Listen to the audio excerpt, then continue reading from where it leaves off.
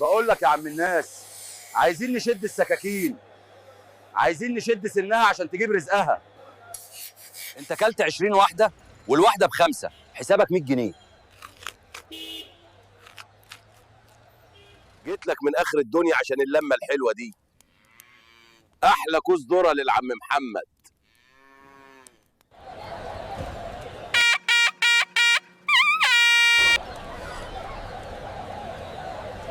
يا فتاح يا عليم، يا رزاق يا كريم، صباح الفل يا عم رجب. صباحك قشطه. انابيب انابيب. حد عايز انبوبه؟ الانبوبه الحبوبه. عرقسوس سائع، عرقسوس لذيذ، اروي ريقك يا عطشان. انت مين؟ انا هالك. لو انت هالك انا مين؟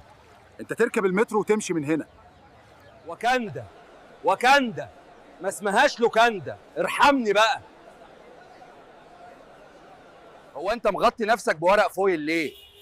خايف تبرد؟ ولا ده لونك؟ ايه ده يا عم الناس كلها؟ ده انت اللي سوبر هيرو، الله ينور. أي. يا عم ايه الجمله دي؟ انت نسيت الحوار ولا ايه؟ مش مشكله يا جماعه، نعيد المشهد تاني. الظريف اللي اسمه أحمد يسري كتب برومبت عشان يخليني أعمل سلطة ويضحك الناس عليا. ظريف قوي. يلا يا جماعه كله ستاند باي. اكشن. هو انا هقول ايه؟ هو ايه ده؟ انت كاتب في البرومبت ايه؟ طب انا لا بطير ولا بطلع خيط من ايدي، انزب ازاي انا بقى؟